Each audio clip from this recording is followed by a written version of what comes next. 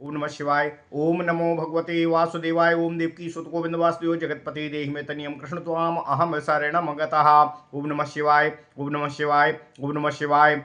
अथ श्री ब्रह्म वैवर्त पुराण तृतीय गणपति खंड सप्तमो अध्याय। पुण्यक व्रत अनुष्ठान के लिए भगवान श्री कृष्ण की आज्ञा से देवी पार्वती द्वारा पति को ही दक्षिणा रूप में सनत कुमार को देना। पुनः पति लाभार्थ पार्वती कृत श्री कृष्ण स्तुति। ओम नमः शिवाय। ओम नमः शिवाय। ओम नमः शिवाय। ओम नमो भगवते वासुदेवाय। ओम देवकी सुत गोविंद वासुदेव जगतपति देहि में तनियम कृष्ण त्वाम अहम शरण मंगतः। ओम नमः शिवाय। ओम नमः शिवाय। ओम नमः शिवाय। नारायण उवाच। हरेराज्ञां समादाय हरः सङ्घ्रष्टमानसः उवाच पार्वतीं प्रीत्या हरिसंलापमङ्गलम्। शिवाज्ञां च समादाय शिवा सङ्घ्रष्टमानसा वाद्यं च वादयामास मङ्गलं मङ्गलवृते। सुस्नाता सुदतीं शुद्धां बिभ्रती धौतवाससी संस्थाप्य रत्नकलशं शुक्लाधन्योपरि स्थिरम्।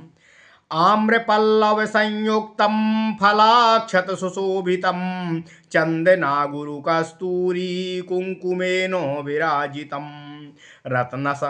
रत्नसनस्था रत्नाढ्या रत्नोद्भव सुता सती रत्नसनस्था रत्नाढ्या रत्नोद्भव सुता सती रत्नसिंहासनस्थाश्च सम्पूज्य मुनिपुङ्गवान्।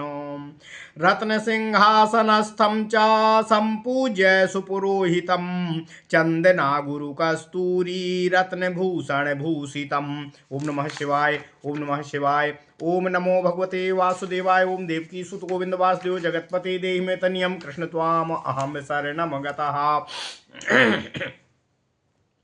संस्थाप्य पुरतो भक्त्या दिक्पालान् रत्नभूषितान् और देवान् नरांश्च नागांश्च समर्थ्य विधिबोधितम्।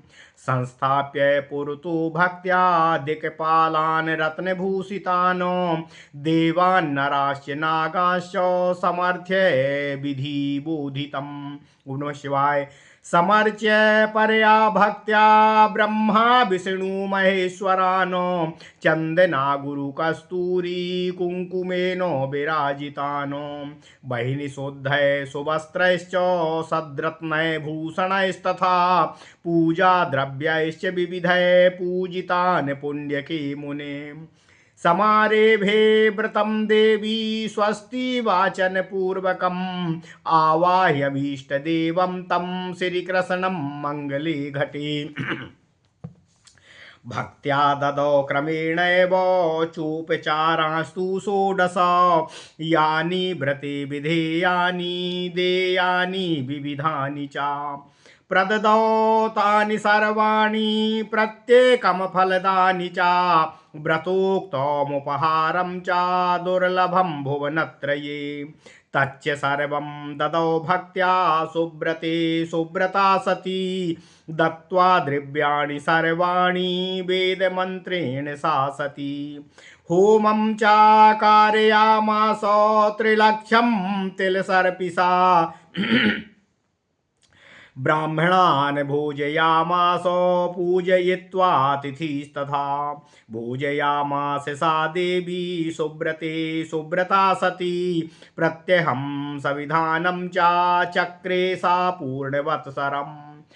समाप्ति दिवसे विप्रास्तमुवाच पुरोहिता सुव्रते सुव्रते मह्यं देहि त्वं पतिदक्षिणाम् इति तद्वचनं श्रुत्वा विप्लप्य सुरसंसदि इति तद्वचनं श्रुत्वा विलप्य सुरसंसदि मूर्छां प्राप महामाया माया मोहितचेतसा।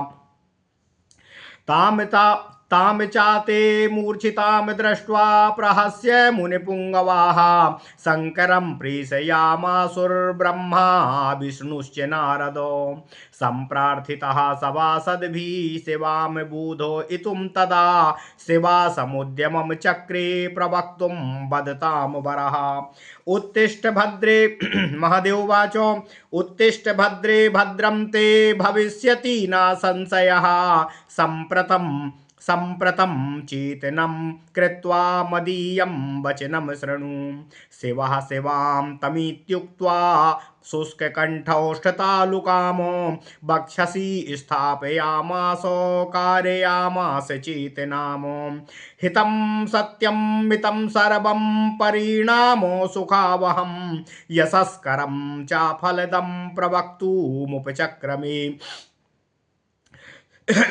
शृणु देवी प्रवक्ष्यामि यद्वेदेन निरूपितं सर्वसम्मतमिष्ठं च धर्मार्थं धर्मसंसदि सर्वेषां कर्मणां देवी सारभूता च दक्षिणा यशोदा फलदा नित्यं धर्मिष्ठे धर्मकर्मणि देवं च पैतृकं वापि नित्यं नैमित्तिकं प्रिये यत् कर्म दक्षिणाहीनं तत् सर्वं निष्फलं भवेत् दाता च कर्मणा तेन कालसूत्रं व्रजेद ध्रुवं देहान्ते दैन्यमाप्नोति शत्रुणा परपीडितः।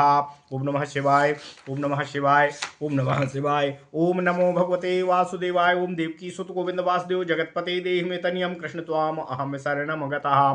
दक्षिणा विप्रमुद्दिष्ट तत्कालं तू नादीयते दक्षिणा विप्रमुद्दिश्य तत्कालं तू नादीयते तन्मुहूर्ते व्यतीते तु दक्षिणा द्विगुणा भवेत् चतुर्गुणादिनातीते पक्षे सद्गुणा भवेत् मासे पंचशतघ्ना स्यात् षण्मासे तच्चतुर्गुणा संवत्सरे व्यतीते तु कर्म तन्निष्फलं भवेत् दाता च नरकं याति यावद्वर्षसहस्रकम् पुत्रपौत्रो धनैश्वर्यं क्षयमाप्नोति पातकात् धर्मो नष्टो भवेत् तस्य धर्महीने च कर्मणि। विष्णुर्वाच रक्षस्व धर्मं धर्मिष्ठे धर्मज्ञे धर्मकर्मणि सर्वेषां च भवेद्रक्षा स्वधर्मो परिपालने। ब्रह्मोवाच यस्य केनो निमित्तेनो धर्मं परिरक्षति धर्मे नष्टे च धर्मज्ञे तस्या कर्ता विनश्यति। धर्मवाच मां रक्ष यत्नतः साध्वी प्रदाय पतिदक्षिणामो मयि स्थिते महासाध्वी सर्वं भद्रं भविष्यति।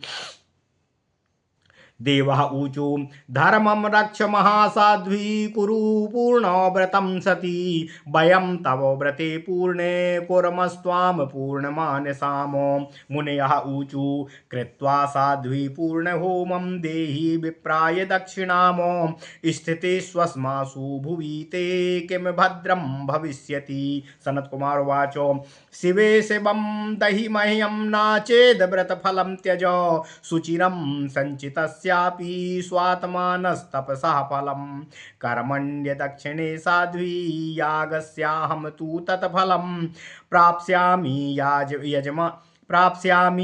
यजमानस्य सम्पूर्णं कर्मणः फलम्। पार्वत्योवाच किं कर्मणा मे देवेशः किं मे दक्षिणया मुने किं पुत्रेण च धर्मेण यत्र भर्ता च दक्षिणा वृक्षार्चने फलं किं वै यदि भूमिर्निचार्च्यते गते च कारणे कार्यं कुतः सस्यं कुतः फलम्। ओम नमः शिवाय ओम नमः शिवाय। प्राणास त्यक्त्या स्वेच्छया चेद्देह स्यात् किं प्रयोजनम् दृष्टिशक्तिविहीनेन चक्षुषा किं प्रयोजनम्। सत्पुत्रो समः स्वामी साध्वीनां च सुरेश्वराः यदि भर्ता व्रते देयं किं व्रतेन सुतेन वा। भर्तुरंशश्च तनयः केवलं भातृमूलकः भर्तुरंशश्चोतनयः केवलं भर्तृमूलकः यत्र मूलं भवेद् भ्रष्टं तद्वाणिज्यं च निष्फलम्। ओम नमः शिवाय। विष्णुरुवाच पुत्रादपि परः स्वामी धर्मश्च स्वामिनः परः नष्टे धर्मे च धर्मिष्ठे स्वामिना किं सुतेन वा। ब्रह्मोवाच स्वामिनश्च परो धर्मो धर्मात् सत्यं च सुब्रते सत्यं संकल्पितं कर्म न तु भ्रष्टं कुरु व्रतम्। पार्वत्योवाच निरूपितश्च वेदेषु स्वाशब्दो धनवाचकः तदस्यास्तीति सा स्वामी वेदज्ञ शृणु मद्वचः। तस्य दाता सदा स्वामी न च स्वं स्वामितां लभेतो अहो व्यवस्था भवतामो वेद ज्ञानं बोधितः। धर्म ऊचु पत्नी विनान्यं स्वं साध्वी स्वामिनां दातुमक्षमा दंपती ध्रुवमेकांगो द्वयोर्दाने द्वकौ समो। पार्वत्योवाच पिता ददाति जामात्रे सा च गृह्णाति तत्सुतां नाश्रुतं विपरीतं च श्रुतौ श्रुतिपरायणा। देवा ऊचु बुद्धिस्वरूपा त्वं दुर्गे बुद्धिमन्तो वयं त्वया वेदज्ञे वेदवादेषु के वा त्वां जेतुमीश्वराः। निरूपिता पुण्यकेतु व्रते स्वामी च दक्षिणा श्रुतौ यः सा धर्मो विपरीतो ह्यधर्मकः। पार्वत्योवाच केवलं वेदमाश्रित्य कः करोति विनिर्णयम् अबालवल्लौकिको वेदान् लोकाचारं चाकत्स्यजेतो। वेदे प्रकृति पुंसोश्च गरीयान् पुरुषो ध्रुवं निबोधतो सुराः प्राज्ञा बालाहं कथयामि किम्। ओम नमः शिवाय। ओम नमः शिवाय। ओम नमो भगवते वासुदेवाय। ओम देवकी सुत गोविंद वासुदेव जगतपते देहि मे तनियम कृष्ण त्वाम अहम शरणम गतः। ओम नमः शिवाय। बृहस्पतिरुवाच नापुमांसं विना सृष्टिर्नो साध्वी प्रकृतिं विना श्रीकृष्णाश्च द्वयो सृष्टा समो प्रकृति पुरुषौ। पार्वत्योवाच सर्वसृष्टा च यः कृष्णासोंसेन सगुणः पुमान् अपुना नारी यान प्रकृतिस्तथैव न ततश्च सा। एतस्मिन्नन्तरे देवा मुनयस्तत्र संसदि रत्नेन्द्रसार रचितो माकाशे दद्रशूरथम्। पार्षदैः सम्परिवृत्तं सर्वैः श्यामैश्चतुर्भुजैः वनमाला परिवृत्तैः रत्नभूषणभूषितैः अवरुह्य ततो यानादाजगामो सभातलम्। तुष्टुभुस्तं सुरेन्द्रास्ते देवं वैकुण्ठवासिनं शङ्खचक्र गदा पद्मो धर्मीशं चतुर्भुजं शङ्खचक्र गदा पद्मधर्मीशं चतुर्भुजं लक्ष्मी सरस्वती कान्तं शान्तं तं सुमनोहरम् असुखदृश्यं भक्तानामदृश्यं कोटिजन्मभिः कोटिकन्दर्पलावण्यं कोटिचन्द्रसमप्रभम् अमूल्यरत्नचितचारुभूषणभूषितं सेव्यं ब्रह्मादिदेवैश्च सेवकैः सततं स्तुतं तद्भासा परिच्छीर्णैर्वेष्टितं चासुरर्षिभिः वासयामास तं ते च रत्नसिंहासने वरे तं प्रणेमुश्च शिरसा ब्रह्मशक्ति शिवादयः सम्पुष्टाञ्जलयः सर्वे पुलकाङ्गाश्रुलोचनः। ओम नमः शिवाय। तं प्रणेमुश्च शिरसा ब्रह्मशक्ति शिवादयः संपुटाञ्जलया सर्वे पुलकाङ्गाश्रुलोचनः। ओम नमः शिवाय। ओम नमः शिवाय।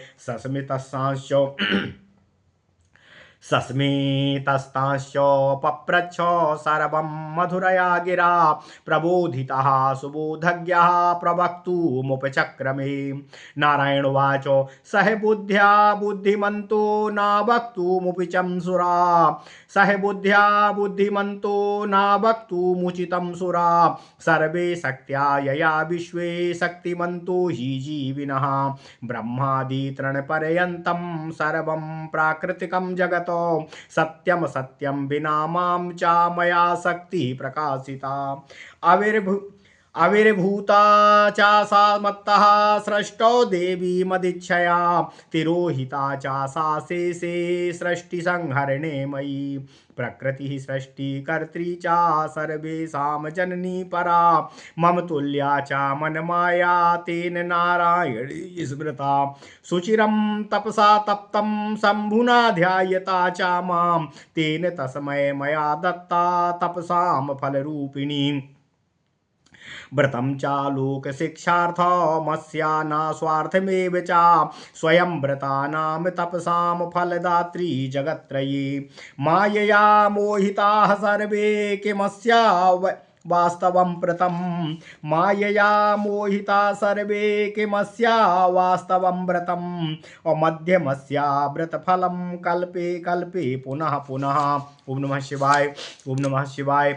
ओम नमो भगवते वासुदेवाय। ओम देवकी सुत गोविंद वासुदेव जगत्पति देहि मे तनियम कृष्ण त्वाम अहम शरणम गतः सुरेश्वरा मदंसाश्च ब्रह्म शक्ति महेश्वराः कलाः कलांश रूपाश्च जीविनश्च सुरादयः मृदा बिना घटं कर्तुं कुलालश्च यथा क्षमः बिना स्वर्णं स्वर्णकारा कुण्डलं कर्तुमक्षमः अहमात्मा बिना शक्त्या तथाहं च स्वासृष्टिं कर्तुमक्षमः अशक्तिप्रधाना सृष्टिश्च सर्वदर्शन सम्मताः अहमात्या हि निर्लिप्तो दृश्या साक्षी चा देहिनां देहा प्रकृतिका सर्वै नश्वरा पंचभौतिकाः अहं नित्यं शरीरी चा भानु विग्रह विग्रहः सर्वाधारा सा प्रकृतिः सर्वात्माहं जगत्सु च अहमात्मा मनो ब्रह्मा ज्ञानरूपो महेश्वरः पंचप्राणा स्वयं विष्णुर्बुद्धिः प्रकृतिसूवरी मेधा निद्रादयश्चैता मेधा निद्रादयश्चैताः सर्वाश्च प्रकृतिकला सा चा शैलेन्द्रकन्ये सा त्विति वेदे निरूपितम् अहं गोलोकनाथश्च वैकुण्ठे सह सनातनः गोपी गोपय परिवृत्तस्तत्रैव द्विविजा स्वयं चतुर्भुजोऽत्र देवेशो लक्ष्मीश्च पार्षदैर्वृतः ऊर्ध्वं परश्च वैकुण्ठास् पञ्चाशत्कोटियोजनातो ममाश्रयश्च गोलोको यत्राहं गोपिकापतिः व्रताराध्या सा द्विभुजा सा च तत्फलदायकः यद्रूपं चिन्तयितो हि तच्च तत्फलदायकः व्रतं पूर्णं कुरु शिवे सेवां दत्त्वा च दक्षिणां पुनः समुचितं मूल्यं दत्त्वा नाथं ग्रहीष्यसि विष्णुदेहा यथा वो विष्णुदेहस्तथा शिवः द्विजाय दत्त्वा गोमूल्यं गृहाण स्वामिनां शुभे यज्ञपत्नी यथा दातुं क्षमः स्वामी सदैव तु तथा सा स्वामिनां दातुमीश्वरीति श्रुतेर्मतम् इत्युक्त्वा सा सभा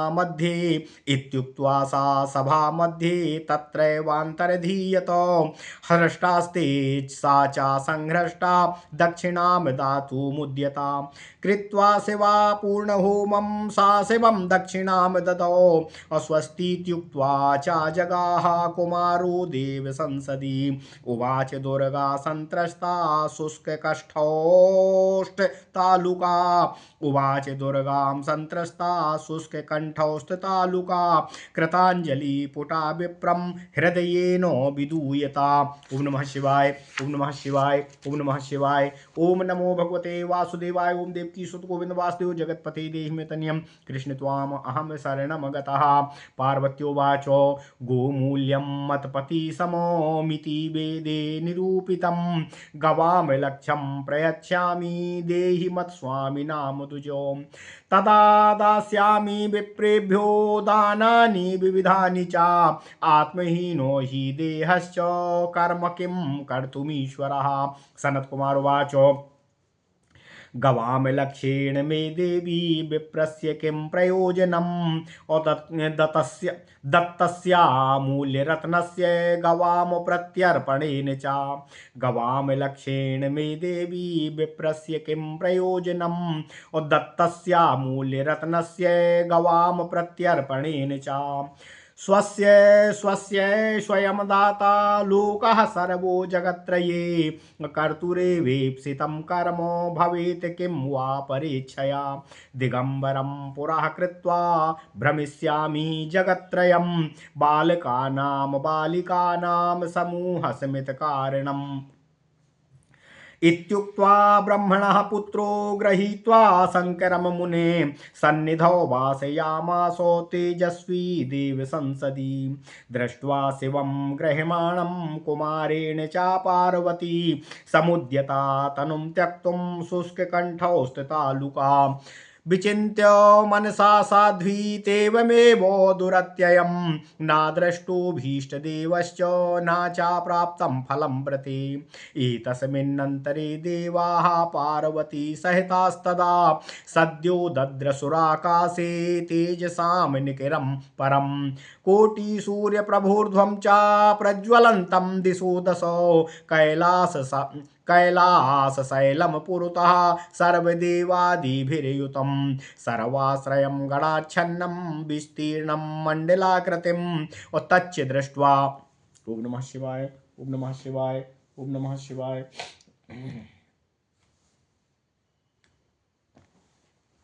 ओम नमः शिवाय। क्षमा कीजिएगा। ओम नमः शिवाय ओम नमः शिवाय।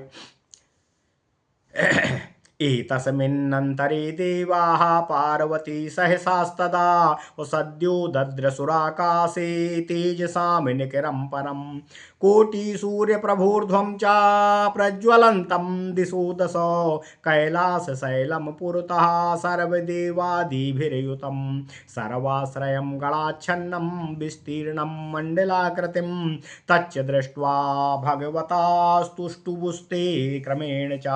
ओम नमः शिवाय। विष्णुर्वाच ब्रह्माण्डानि च सर्वाणि यान्लोमविवरेषु च सोऽयं ते षोडशांशश्च ऐक्ये वयं यो महाविराटो ब्रह्मोवाच वेदापयुक्तं दृश्यं यत् प्रत्यक्षं द्रष्टुमीश्वरा स्तोतुं तद्वर्णितुमहं सक्ता किं स्तौमि तत्परः। महादेवोवाच ज्ञानाधिष्ठात्र देवोऽहं स्तौमि ज्ञानपरं च किं सर्वानिर्वर्चनीयं च त्वां च स्वेच्छामयं विभुम्। ओम नमः शिवाय ओम नमः शिवाय। धर्मवाच अदृश्यमवतारेषु यद्दृश्यं सर्वजन्तुभिः किं स्तौमि तेजोरूपं भक्तानुग्रहविग्रहं। देवा उवाच के वयं त्वत्कलांसाश्च किं वा त्वां स्तोतुमीश्वरः स्तोतुं नासक्ता वेदा यं नासक्ता सरस्वती। मुनयः ऊचु वेदान् पठित्वा विद्वांसो वयं किं वेदकारिणं स्तोतुमीशानावाणी च त्वां वाङ्मनसयोपरम्। वेदान् पठित्वा विद्वांसो वयं किं वेदकारिणं स्तोतुमीशानावाणी च त्वां वाङ्मनसयोपरम्। ओम नमः शिवाय।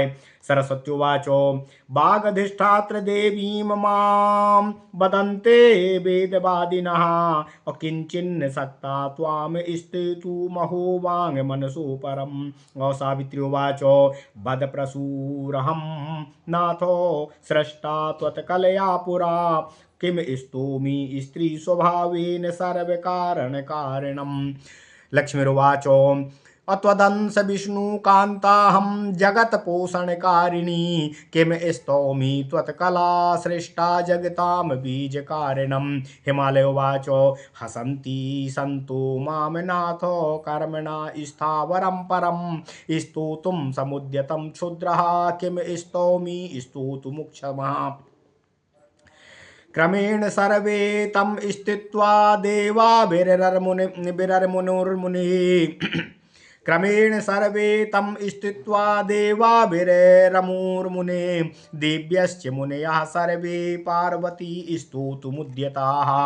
धौतवस्त्रा जटाभारं बिभ्रति सुव्रता व्रते प्रेरिता परमात्मानं व्रताराध्यं शिवेन च ज्वलदग्निशिखारूपं ज्वलदग्निशिखारूपा तेजो मूर्तिमती सती तपसां फलदा माता जगतां सर्वकर्मिणां।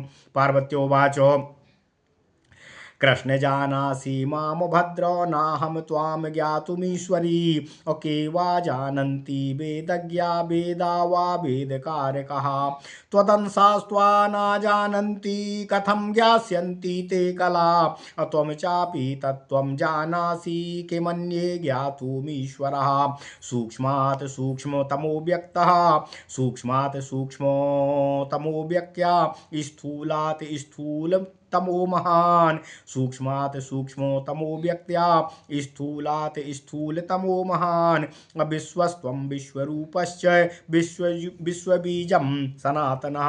ओम नमः शिवाय ओम नमः शिवाय। ओम नमो भगवते वासुदेवाय। ओम देवकी सुत गोविंद वासुदेव जगतपते देहि मे तनियम कृष्ण त्वाम अहम शरणमगतः। ओम नमः शिवाय ओम नमः शिवाय ओम नमः शिवाय।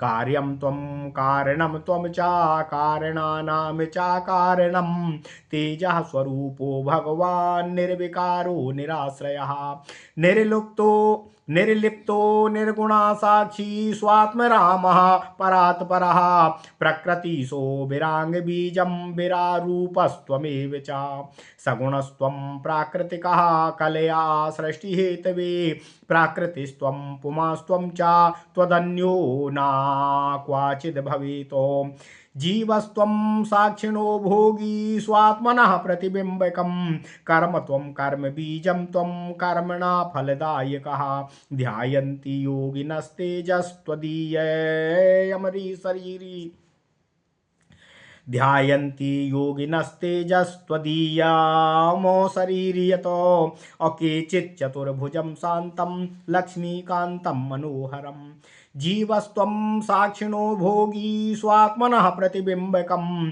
अकर्म त्वं कर्म बीजं त्वं कर्मणा फलदायकः ध्यायन्ति योगिनस्तेजस्त्वदीयं शरीरि यतो केचित् चतुर्भुजं शान्तं लक्ष्मीकान्तं मनोहरम् वैष्णवाश्चैव साकारं कमनीयं मनोहरं शङ्खचक्रो गदा पद्मोधरं पीताम्बरं परं द्विभुजं कमनीयं च किशोरं श्यामसुन्दरं शान्तं गोपाङ्गनाकान्तं रत्नभूषणभूषितम् एवं तेजस्विनं भक्ता सेवन्ते सन्ततं मुदा ध्यायन्ति योगिनो यत्कुतस्तेजस्विना विना।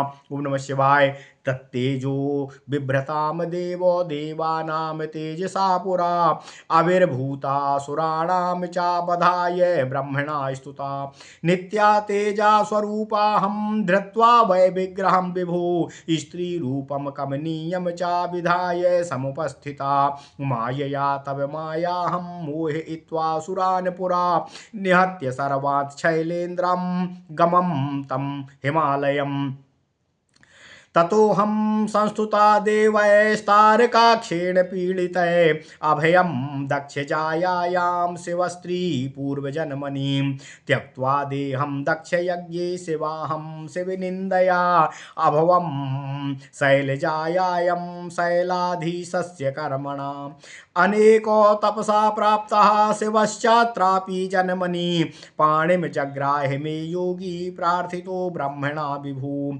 शृङ्गारजं च तत्तेजो नालभं देवमायया स्तौमि त्वामेव तेनेशो पुत्रदुःखेन दुःखिता व्रते भवद्विधं पुत्रं लब्धुमिच्छामि साम्प्रतं देवेनो विहिता वेदे साङ्गे स्वामी दक्षिणा व्रते भवद्विधं पुत्रं लब्धुमिच्छामि साम्प्रतं देवेनो विहिता वेदे साङ्गे स्वामी दक्षिणा श्रुत्वा सर्वं कृपा सिन्धु कृपां मे कर्तुमर्हसि इत्युक्त्वा पार्वती तत्र विरराम च नारद। ओम नमः शिवाय ओम नमः शिवाय।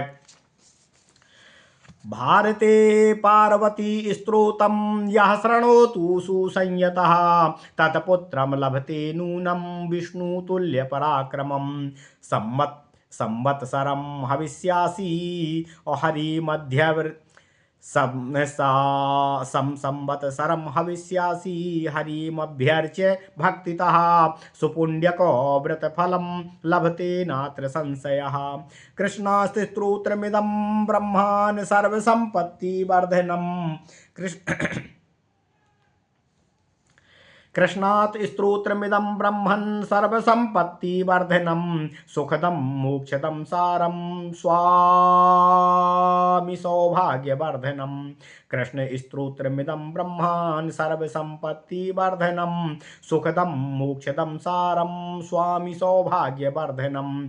सर्वसौन्दर्यबीजं च यशोराशि विवर्धनं हरिभक्तिप्रदं तत्त्वो ज्ञानबुद्धिसुखप्रदम्। ओम नमः शिवाय। ओम नमः शिवाय। ओम नमो भगवते वासुदेवाय। ओम देवकी सुत गोविंद वासुदेव जगतपते देहि मे तनियम कृष्ण त्वाम अहम शरणम गतः। ओम नमः शिवाय। ओम नमः शिवाय। ओम नमः शिवाय। अथ श्री ब्रह्म वैवर्त पुराण तृतीय गणपति खंड 7वां अध्याय पुण्यक व्रत अनुष्ठान। श्री कृष्ण की आज्ञा से देवी पार्वती द्वारा पति को ही दक्षिणा रूप में सनत कुमार को देना। पुनः पति के लाभार्थ देवी पार्वती जी का श्री कृष्ण स्तुति करना। ओम नमः शिवाय। ओम नमः शिवाय। ओम नमः शिवाय। नारायण देव कहते हैं, हे नारद,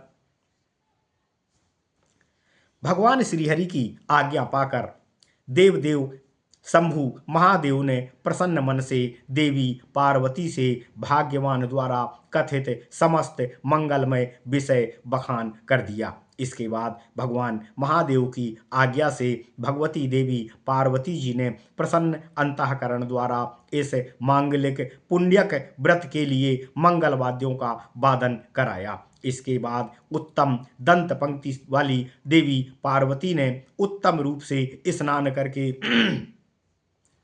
शुद्ध होकर धुले हुए वस्त्र द्वय धारण किए। उन्होंने श्वेत धान्य के ऊपर आम्रपल्लव युक्त फल तथा अक्षत से शोभायमान चंदन, अगर, कस्तूरी, कुंकुम लिप्त रत्नमय घट स्थापित किए। उसके पश्चात रत्नों से उत्पत्ति स्थल हिमवान की पुत्री देवी पार्वती ने नाना प्रकार के रत्नों से भूषित होकर रत्नमय आसन में आसीन होकर रत्न सिंहासनों पर बैठे हुए मुनि प्रवर गणों का पूजन संपन्न किया। ओम नमः शिवाय।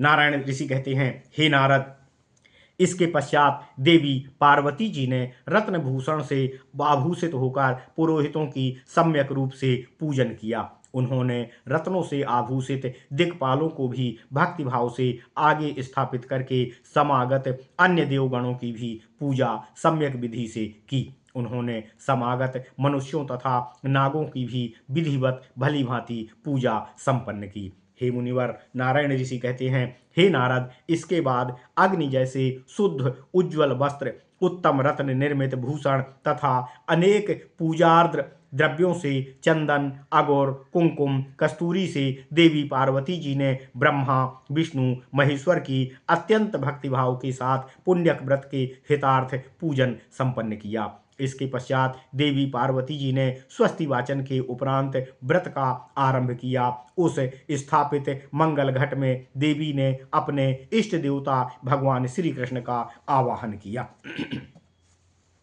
हे नारद, नारायण ऋषि कहते हैं, देवी ने इसके बाद भक्तिपूर्वक यथाक्रम भगवान श्री कृष्ण की षोडशोपचार पूजा संपन्न की, जो सब वस्तु व्रत के नियमानुसार दी जाती है। देवी ने एक के बाद एक उन फलदायक वस्तुओं को प्रदान किया। सुब्रता भगवती देवी ने इस व्रत में त्रैलोक के दुर्लभ व्रतों के उपयुक्त उपहारों को भक्ति के साथ देव को अर्पित किया। उन्होंने वेदोक्त मंत्रों से सभी वस्तुओं को भगवान श्री कृष्ण को निवेदित किया। इसके बाद तिल युक्त घृत से 3 लाख होम कर पूजित देवताओं, अतिथियों और ब्राह्मण गणों को भोजन भी कराया। देवी पार्वती ने अतिथि पूजा भी किया। अर्थात व्रत काल में सुव्रता देवी पार्वती ने ब्राह्मणों को भोजन से तृप्त कराने के पश्चात अतिथि गणों का सत्कार करके उनको भोजन कराया और देवी पार्वती ने इस प्रकार नित्य 1 वर्ष तक विधिवत पुण्यक व्रत का आचरण किया, पालन किया।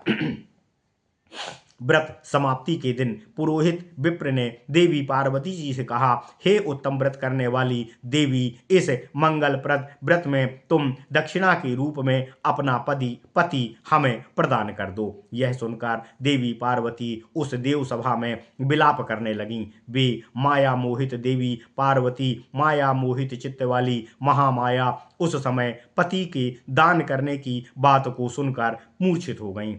हे नारद, नारायण ऋषि कहते हैं, उनको मूर्छित देखकर मुनि प्रवरगण ने हंसते हुए भगवान शिव, ब्रह्मा तथा विष्णु को देवी के पास भेजा। इस अवसर पर सभी सभासदों ने शिव से कहा कि आप शिवा को प्रबोधित करें।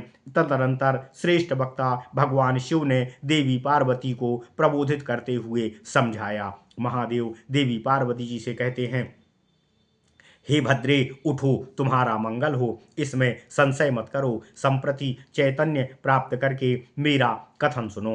महादेव देवी पार्वती जी से कहते हैं, हे शिवा, महादेव ने उन शिवा से यह कहकर जिनके कंठ, ओष्ठ तथा देवी पार्वती के जो तालु सूख गए थे उसको अपने वक्ष से चिपका लिया। इस प्रकार भगवती देवी पार्वती को शिव ने चैतन्य किया। इसके बाद शिवा भगवती पार्वती से हितप्रद सत्य संक्षेप में कहने लगे। महादेव कहते हैं, जिसका परिणाम सुखदायक होता है, जो यशप्रद फल प्रदान करने वाला होता है, ऐसा उपदेश पार्वती को देने लगी।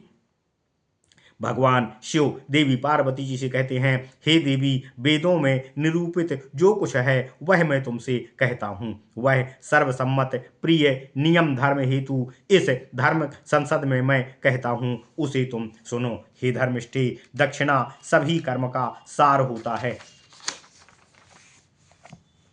धर्म कर्म में नित्य यशदायक तथा फलप्रद दक्षिणा होती है। हे प्रिय, दैव, पैतृक, नित्य, नैमित्तिक, इनमें से जो भी कार्य क्यों ना किया जाए, ये सभी दक्षिणा से रहित होने पर, दक्षिणाहीन होने पर निष्फल हो जाते हैं। इस प्रकार दक्षिणा रहित कार्य करने वाला कालसूत्र नरकगामी होता है, यह निश्चित जानो। अंततः यह दीन होकर शत्रु पीड़िता होता है, अर्थात शत्रु को पीड़ित करता है। भगवान शिव कहते हैं, हे देवी पार्वती, यदि ब्राह्मण को तत्काल दक्षिणा नहीं दी जाती है, तब 1 मुहूर्त व्यतीत हो जाने पर वह दक्षिणा दूनी हो जाती है। दिन व्यतीत हो जाने पर वह दक्षिणा 4 गुनी हो जाती है। 15 दिन बीतने पर वह दक्षिणा 100 गुनी हो जाती है। 1 मास व्यतीत होने पर वह दक्षिणा 500 गुनी हो जाती है। 6 मास बीतने पर 2000 गुनी हो जाती है तथा 1 वर्ष यदि दक्षिणा नहीं दी जाती है, उधार करके रखा जाता है, तब वह कर्म ही निष्फल हो जाता है तथा वह दाता भी 1000 वर्ष नरकगामी होता है। इस पातक से उसके पुत्र, पौत्र, धन और ऐश्वर्य आदि सभी का नाश हो जाता है। वह कर्म धर्म विहीन हो जाने के कारण उस व्यक्ति का धर्म भी नष्ट हो गया मानो। भगवान श्री हरि विष्णु कहते हैं, हे धर्मिष्ठे, हे देवी पार्वती, हे धर्मज्ञे, हे पार्वती, इसी धर्म कार्य में तुम अपने स्वधर्म की रक्षा करो। स्वधर्म की रक्षा करना से सब कुछ रक्षित हो जाता है। ब्रह्मा जी कहते हैं, हे देवी पार्वती, जो व्यक्ति किसी कारण से धर्म पालन नहीं करता है, हे धर्मज्ञ, वह धर्म नष्ट होने के कारण स्वयं ही नष्ट हो जाता है। धर्मदेव कहते हैं, हे देवी पार्वती, हे धर्मज्ञ, हे साध्वी, पति को दक्षिणा में देकर मुझ धर्म की तुम रक्षा करो। हे साध्वी, मेरी स्थिति रहने पर सभी शुभ हो जाता है, अर्थात धर्म यदि विद्यमान रहता है, धर्म की यदि रक्षा हो जाती है तो सभी कार्य शुभ हो जाते हैं। देव कहते हैं, हे देवी पार्वती, हे महासाध्वी, धर्म रक्षा करके व्रत पूर्ण करो। आपका व्रत पूर्ण होने से हमारा तथा आपका मनोरथ पूरा होगा। मुनि कहते हैं, मुनिगण कहते हैं, हे देवी पार्वती, हे साध्वी, पूर्ण होम अर्थात पूर्ण आहुति के अनंतर ब्राह्मण को दक्षिणा प्रदान करो। हमारे रहते तुम्हारा अमंगल कैसे हो सकता है। सनत कुमार कहते हैं, जिन्होंने देवी पार्वती से दक्षिणा रूप में भगवान सदाशिव उनके पति को मांगा था, वही सनत कुमार कहते हैं, हे शिवे, इस व्रत में दक्षिणा के रूप में मुझे शिव प्रदान करो। यदि ऐसा नहीं कर सकती हो तब मुझे इस व्रत का फल तथा दीर्घ काल में संचित अपनी तपस्या का संपूर्ण फल प्रदान करो। हे साध्वी, इससे कर्म की दक्षिणा रहित स्थिति में भी इस याग का तथा यजमान का संपूर्ण फल आप अपने आप मुझे प्राप्त हो जाएगा। पार्वती देवी कहती हैं, हे देवेश, हे मुनि, मैं पुत्र तथा धर्म को लेकर क्या करूंगी। धर्म कर्म से तब क्या प्रयोजन होता है जब पति को ही दक्षिणा रूप में मुझे देना पड़ेगा। यदि भूमि की पूजा ना हो पाए तब वृक्ष पूजा का क्या प्रयोजन होता है। यदि मैं भूमि का त्याग कर दूं अथवा वृक्ष का त्याग कर दूं तब सस्य अथवा फल मुझे कैसे प्राप्त होगा। अर्थात भूमि बिना फसल के तथा वृक्ष बिना फल के कैसे उत्पन्न हो सकता है। कारण ही जब नष्ट हो जाएगा तब क्या कार्य संभव हो सकता है। यदि स्वेच्छा से प्राण छोड़ दिया जाए तब देह का क्या प्रयोजन है।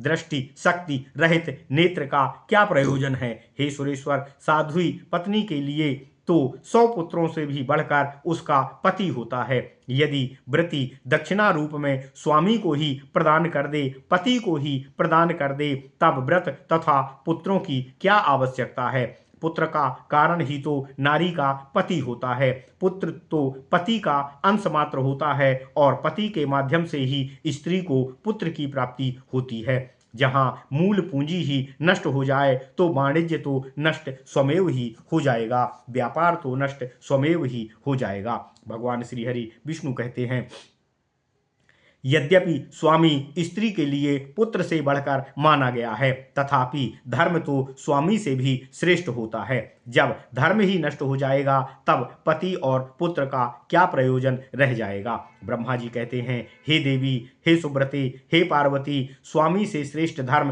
तथा धर्म से भी श्रेष्ठ सत्य होता है। तुमने जो व्रत किया है वह तो संकल्प कल्पित कर्म है, इसे भ्रष्ट मत करो। देवी पार्वती कहती हैं, हे देव, वेद में स्व शब्द धनवाचक निरूपित किया गया है। वह धन जिसका है वही स्वामी है। हे वेदज्ञ, मेरा कथन सुनो, स्वामी ही धन दाता है, धन कदापि स्वामी का दाता नहीं हो सकता। आप लोग की कैसी विचित्र अव्यवस्था हो रही है, यह कैसी अज्ञानता है जो आप सब लोग मुझे बार बार उपदेशित कर रहे हैं। भगवान धर्मदेव कहते हैं, हे देवी साध्वी, हे पार्वती, पत्नी अन्य धन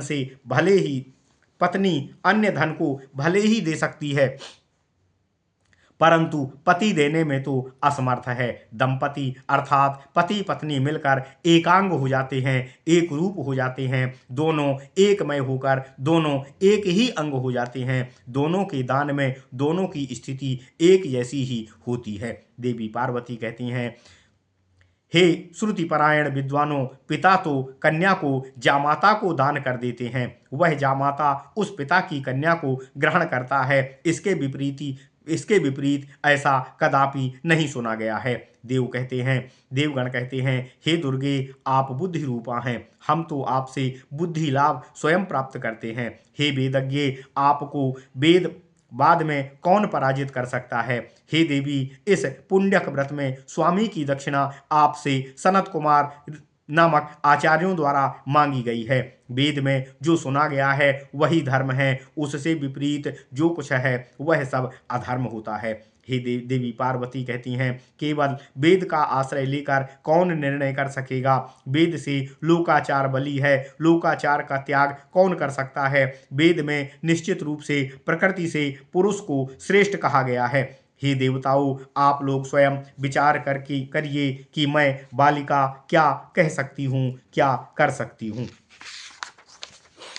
ओम नमः शिवाय, ओम नमः शिवाय, ओम नमः शिवाय। गुरुदेव बृहस्पति कहते हैं, हे देवी साध्वी, पुरुष के बिना सृष्टि नहीं हो सकती है। उसी प्रकार प्रकृति के बिना भी सृष्टि केवल पुरुष नहीं कर सकता है। प्रकृति के साथ ही पुरुष संगम रूप से सृष्टि की उत्पत्ति करने में समर्थ होता है। भगवान श्री कृष्ण तो प्रकृति तथा पुरुष इन दोनों के सृष्टा हैं, अतः ये दोनों समान हैं। पार्वती देवी कहती हैं, जो भगवान श्री कृष्ण सबके सृष्टा हैं, वे अपने अंश से सगुण और पुरुष रूपेण आविर्भूत होते हैं। पुरुष प्रकृति से तुलनात्मक रूपेण श्रेष्ठ कहा गया है, तथापि पुरुष से प्रकृति श्रेष्ठ कभी नहीं होती है। तभी उस सभा में देवता तथा मुनिगणों ने आकाश पद में श्रेष्ठ रत्नों से निर्मित एक रथ को देखा, जो श्याम वर्ण बनमालाधारी रत्नभूषणों से आभूषित पार्षदों से घिरा हुआ था। तभी नारायण आनंद के साथ उस रथ से उतरे तथा वहां सभा स्थल पर पधारे। तभी उन स्थित देवगण उन वैकुंठ स्वामी शंख चक्र गदा पद्मधारी चतुर्भुज परमेश्वर भगवान श्री कृष्ण का स्तव करने लगे।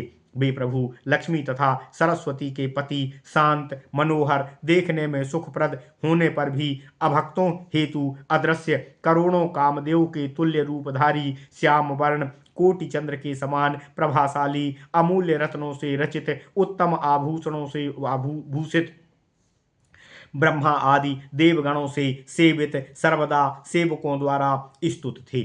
उनको देवर्षि गण घेरे हुए थे, जो इन प्रभु की ही कांति से चारों ओर आच्छन्न थे। वहां ब्रह्मा, शक्ति, शिव आदि ने नतसित करके भगवान श्री कृष्ण को प्रणाम किया तथा श्रेष्ठ रत्न सिंहासन में आसीन कराने के बाद उनको प्रणाम करने लगे। सभी हाथ जोड़कर उनके समक्ष पुलकित तथा अश्रुपूर्ण नेत्र से रोने लगे। उस समय मुस्कान के साथ मधुर वाणी से प्रभु श्री कृष्ण ने समस्त वृत्तांत पूछा तथा वे सुबोध युक्त नारायण देव सभी तथ्य से अवगत होकर कहने लगे।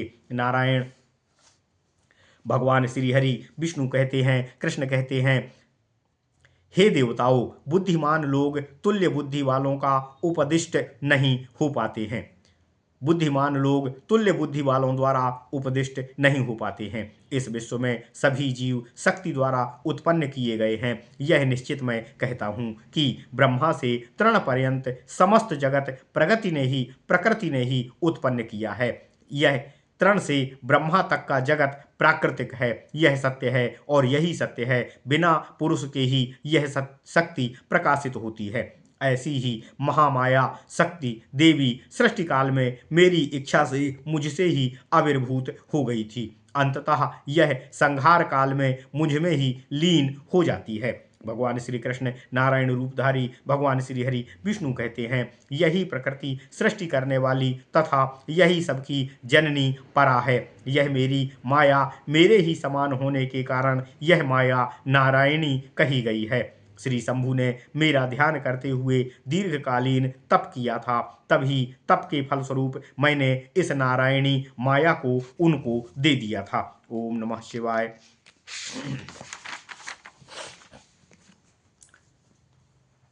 भगवान देव श्री हरि विष्णु कहते हैं कि देवी दुर्गा ने जिस व्रत का अनुष्ठान किया है वह उन्होंने लोकहित के लिए ही किया है। भगवती दुर्गा का इसमें तनिक भी स्वयं का स्वार्थ नहीं है। ये तो स्वयं त्रैलोक में तप का फल देने वाली हैं। इनकी माया से सभी मोहित हैं, आप सब भी मोहित हैं। क्या यह इनका अपना वास्तविक व्रत है? ये तो कल्प कल्प में आविर्भूत होकर केवल व्रत का बाह्यता अनुष्ठान करती हैं। हे सुरेश्वर, ब्रह्मा विष्णु महेश्वर साक्षात मेरे अंश हैं। अन्य देवता तथा जीवगण कोई तो मेरे अंश हैं, कुछ अंश के भी अंश हैं, वे भी मेरे ही अंश रूप हैं। कुम्हार जिस प्रकार मिट्टी के बिना घट नहीं बना सकता, स्वर्णकार जिस प्रकार से स्वर्ण के बिना कुंडल मुकुट आदि नहीं बना सकता, आभूषणों का निर्माण नहीं कर सकता, उसी प्रकार शक्ति के बिना सृष्टि का निर्माण नहीं हो सकता।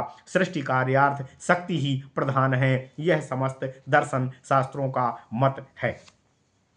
भगवान श्री हरि विष्णु कहते हैं, हे देवो, मैं आत्मा निर्लिप्त अदृश्य देहधारियों का साक्षी हूँ। सभी देह नश्वर पंच भौतिक प्राकृतिक हैं। मैं नित्य देह का अधिष्ठाता हूँ तथा भक्तों के प्रति कृपा हेतु देह धारण करता हूँ। इस त्रैलोक्य में प्रकृति ही सबका आधार है। मैं सबका आत्मा हूँ। ब्रह्मा सबका मन है। महेश्वर सबके ज्ञान रूप हैं तथा विष्णु स्वयं पंच प्राण है। ईश्वरी प्रकृति ही बुद्धि रूपा है।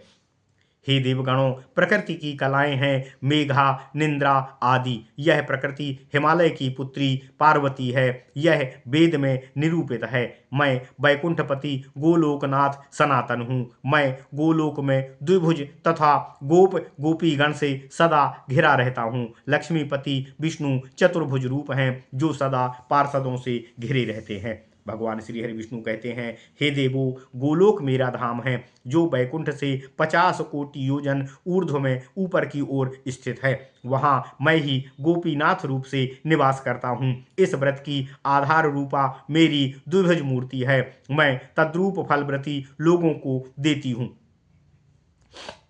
जो जैसे फल की कामना करता है उसे वैसा ही फल मैं देता हूँ। हे शिवे, हे देवी पार्वती, ब्राह्मण को दक्षिणा देकर व्रत को पूर्ण करो। पुनः समुचित मूल्य देकर उनको प्राप्त करो। गौवें विष्णु की देह ही हैं। भगवान शिव भी विष्णु की देह हैं। अतः ब्राह्मण को गौ मूल रूपेण देकर स्वयं अपने पति को क्रय करके पुनः प्राप्त करो। श्रुति का मत है कि जिस प्रकार से स्वामी यज्ञ में पत्नी को दान कर सकता है, उसी प्रकार से पत्नी भी यज्ञ में स्वामी का दान कर सकती है। यह सभा में कहकर नारायण देव वहां से अंतर्हित हो गए। सभी देवता और सभी सभासद भी हर्षित हो गए और देवी भगवती दुर्गा भी प्रसन्न होकर दक्षिणा देने हेतु उद्यत हो गईं। उस समय देव सभा में देवी शिवा भगवती पार्वती ने पूर्णाहुति देकर भगवान शिव को दक्षिणा रूपेण महाआचार्य सनत कुमार जी को प्रदान किया। उसी देव सभा में सनत कुमार ने भी स्वस्ति कहकर भगवान शिव को दान रूप में ग्रहण किया।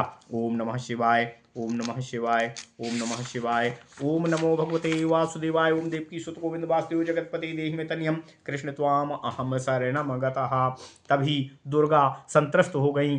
उनका कंठ, तालु, होंठ सभी भगवान शिव के विक्षोभ में सूख गए। उन्होंने अत्यंत दुख हृदय से प्रकट करते हुए ब्राह्मण से निवेदन करते हुए कहा, देवी पार्वती विप्र और आचार्य सनत कुमार से कहती हैं, हे द्विज, गौ मूल्य तथा मेरे पति का मूल्य वेद के समान कहा गया है। आप 1 लाख गौ लेकर मेरे स्वामी को मुझे लौटा दीजिए, तब मैं ब्राह्मणों को विविध दान दे सकूंगी। आत्मा रहित देह से क्या कोई कार्य हो सकता है? भगवान शिव के चले जाने से ऐसा मानो कि मेरी आत्मा ही चली गई है। देवर्षि सनत कुमार कहते हैं, हे देवी, मैं ब्राह्मण हूँ। 1 लाख गौ लेकर मैं क्या करूँगा? क्या कोई व्यक्ति कुछ गौएं लेकर अमूल्य रत्न को किसी को वापस लौटा सकता है? इन तीनों लोक में सभी लोग अपने अपने धन को देने वाले स्वयं होते हैं, अर्थात अपने धन के स्वामी स्वयं होते हैं। अपने धन का जो चाहे वही मूल्य ले सकते हैं। क्या व्यक्ति अपना इच्छित कर्म दूसरे की इच्छा से करता है? अर्थात मैं इन दान में मिले हुए भगवान शिव को चाहे जैसा करूं, जिस रूप में उपयोग करूं, मैं इन नग्न भगवान शिव को आगे करके तीनों लोकों का भ्रमण करूंगा। इससे बालक बालिकाएं इनको देखकर हंसेंगे। यह उनके हास्य रूपी मनोरंजन के कारण बनेंगे। हे मुनिवर, यह कहकर ब्रह्मा के पुत्र तेजस्वी सनत कुमार ने उस देव संसद में यह कहा तथा भगवान शिव को अपने निकट बैठा लिया। सनत कुमार को जब देवी पार्वती ने शिव को पकड़कर निकट बैठाते हुए देखा, तभी देवी पार्वती का कंठ, होंठ, तालु भगवान शिव के विक्षोभ के कारण सूख गए। उन भगवती देवी ने विचार किया कि यह क्या हो गया। ना तो इष्ट देव कृष्ण का दर्शन मिला, ना तो व्रत का फल ही मिला, उल्टे मेरी ऐसी दुर्गति हो गई कि मेरा स्वामी ही मेरे से दूर हो गया। भगवती ने देह त्याग का तब निर्णय ले लिया।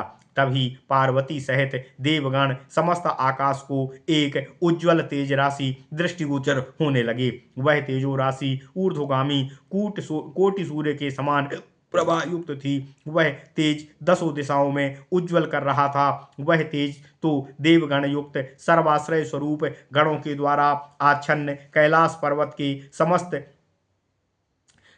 पर्वत के समक्ष विस्तीर्ण तथा मंडलाकार स्थित हो गया। भगवान को इस प्रकार प्रकट देखकर देवगण उनकी क्रमशः स्तुति करने लगे। भगवान श्री हरि विष्णु कहते हैं, जिनके रोम के छिद्रों में समस्त ब्रह्मांड स्थित है, वह महाविराट तो आपका मात्र 1/16वां अंश भी है।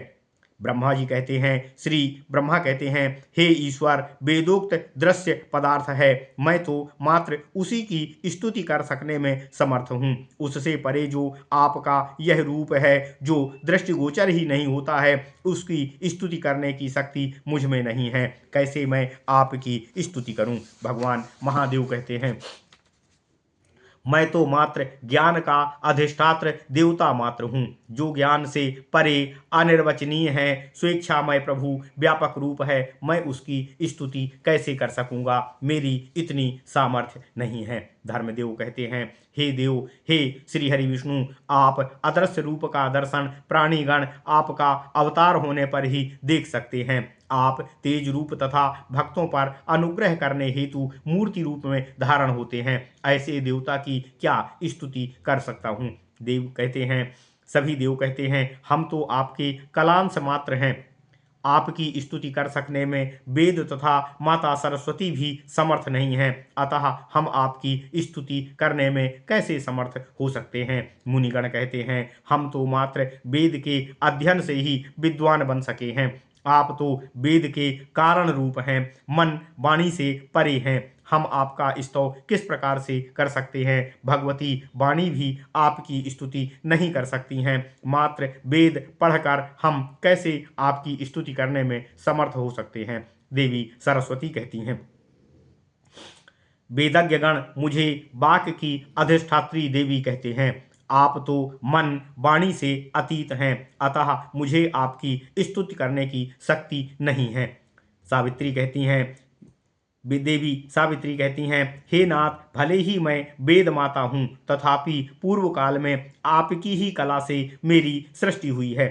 मैं स्त्री स्वभाव आप जैसे सभी कारणों के भी कारण परम देव की स्तुति कैसे कर सकती हूँ? लक्ष्मी देवी कहती हैं, मैं आपके अंशभूत भगवान श्रीहरि विष्णु की पत्नी हूँ। आपकी कला से सृष्ट मैं जगत का पोषण करती हूँ। मैं आपकी स्तुति करने में समर्थ कैसे हो सकती हूँ? हिमालय कहते हैं, हे प्रभु, मैं तो कर्मणा अत्यंत स्थावर हूँ। लोग मुझ पर हंसते हैं। मैं क्षुद्र पाषाण होकर भी आपकी अपनी असमर्थता के कारण इच्छा होने पर भी आपकी स्तुति नहीं कर पा सकता हूँ। समझ नहीं आ रहा कि मैं आपकी स्तुति कैसे करूँ।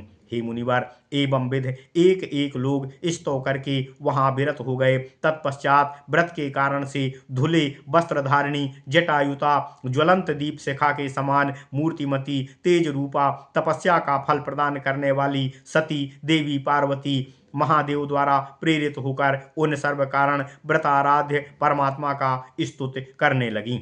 देवी पार्वती कहती हैं, हे कृष्ण, आप तो मुझसे अवगत हैं, तथापि मैं आपको जान सकने में समर्थ नहीं हूँ। हे देव, समस्त वेद वेदज्ञ वेदकर्ता भी क्या आपको जानने में समर्थ हो सकते हैं? जो साक्षात आपके अंशरूप हैं, वे तक आपको नहीं जान पाते हैं। मैं तो आपके अंश की भी अंश हूँ। मैं आपको कैसे जान सकती हूँ? ओम नमः शिवाय। देवी पार्वती कहती हैं, हे देव, अपना तत्व मात्र आप ही जानते हैं, उसे अन्य कोई कैसे जान सकता है?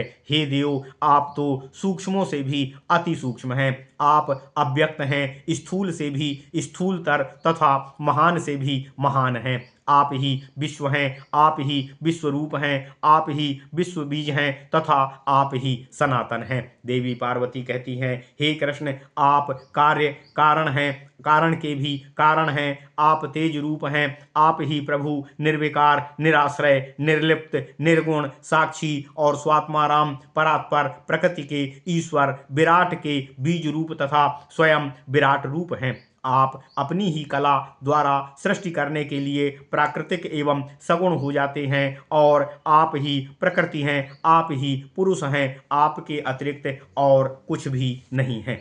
हे देव, आप ही जीव हैं, आप ही साक्षी हैं, आप ही भागी हैं, आप तो अपने ही प्रतिबिंब हैं, आप ही कर्म हैं, आप ही कर्म बीज तथा आप ही कर्म फल के दाता भी हैं। हे श्री कृष्ण, योगी लोग आपके अमूर्त तेज का ध्यान करते हैं, कोई कोई आपके चतुर्भुज शांत मनोहर लक्ष्मीपति विष्णु रूप का भी चिंतन करते हैं। हे नाथ, हे श्री कृष्ण, वैष्णव लोग आपके साकार कमनीय मनोहर शंख चक्र गदा पीताम्बरधारी रूप का चिंतन करते हैं। हे श्री कृष्ण, द्विभुज कमनीय किशोर श्याम सुंदर शांत गोपांगनाकांत रत्न भूषण भूषित तथा तेजस्वी रूपों में आपकी सेवा आपके भक्तगण आनंद के साथ सदा सर्वदा करते हैं। हे श्री कृष्ण, गोपीगण जिनका सदा चिंतन करते हैं वह परम तेजस्वी दूसरा और कोई नहीं हो सकता है, अर्थात वह केवल आप हैं, केवल आप हैं, केवल आप हैं। हे देव, मैं पूर्व काल में असुरों के वधार्थ ब्रह्मा द्वारा स्तुत होकर आपका ही तेज धारण करने वाले देवगण के तेज से आविर्भूत हो गई थी। हे विभु, हे श्री कृष्ण, इसके पश्चात मैंने नित्य आपकी तेजस्वरूपा होकर मनोहर स्त्री का रूप धारण किया है। हे प्रभु, इस प्रकार मैं सुंदर रमणी रूपेण आविर्भूत हो गई थी। मैं आपकी माया का ही स्वरूप हूँ। मैंने माया द्वारा इन असुरों को मोहित किया तथा इनका वध करके हिमालय पर्वत चली गई थी। हे नाथ, हे देव, हे प्रभु, इसके बाद तारक द्वारा पीड़ित होने पर देवगण ने मेरी पुनः स्तुति किया था।